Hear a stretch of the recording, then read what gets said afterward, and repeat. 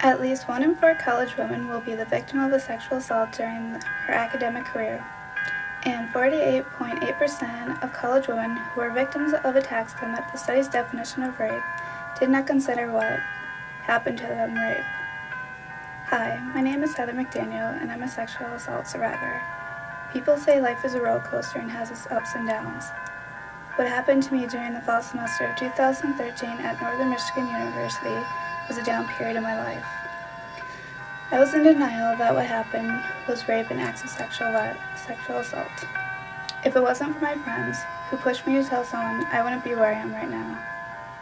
And for that, I'm thankful for having them as my support system.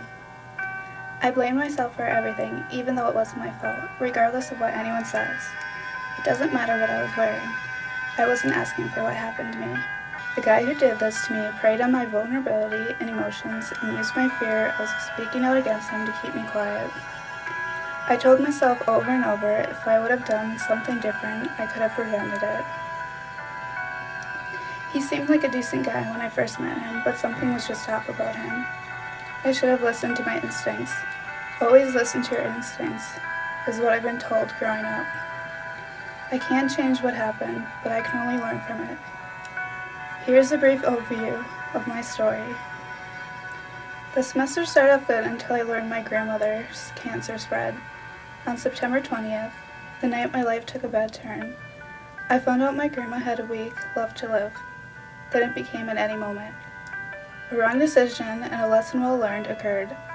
Alcohol doesn't take away pain, in fact, it causes more pain.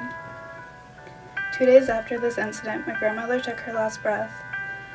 I went to her funeral the following weekend and couldn't even properly grieve.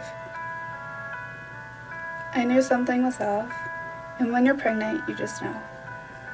I came back the day after the funeral, and on October 1st, the second incident took place.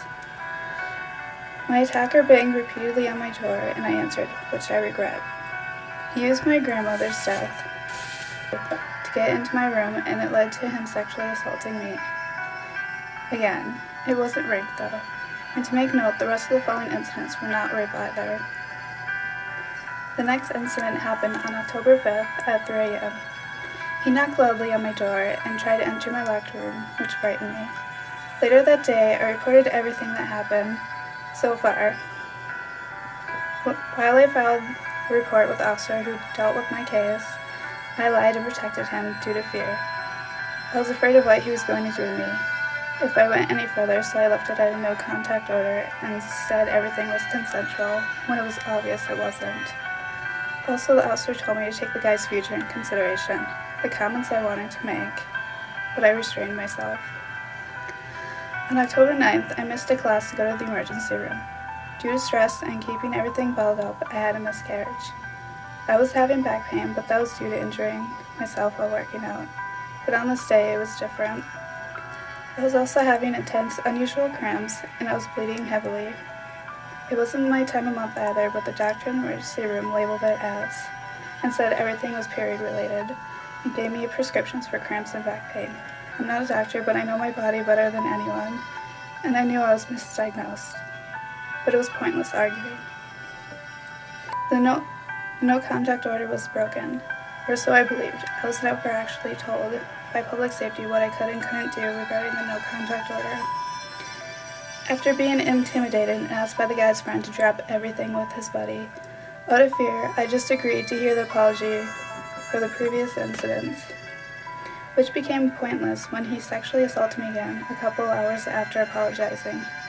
It may as well have been rape that night. I went home for winter break, and when I came back for the winter of 2014 semester, I started having intense nightmares. Then I was barely sleeping.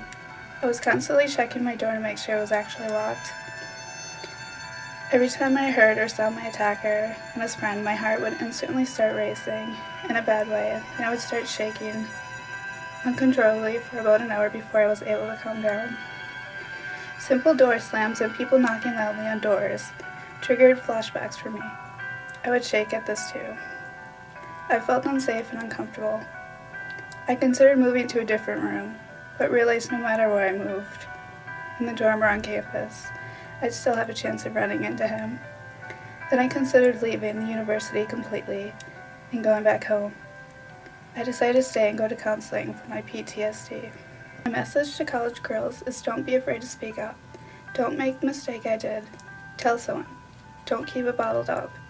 Counseling actually does help. It was hard for me to talk about it. It was hard for me to talk about everything, and it still is. Don't blame yourself or beat yourself up about anything. It's not your fault, and it doesn't matter what you're wearing, nor that you're asking for it based on what you're wearing.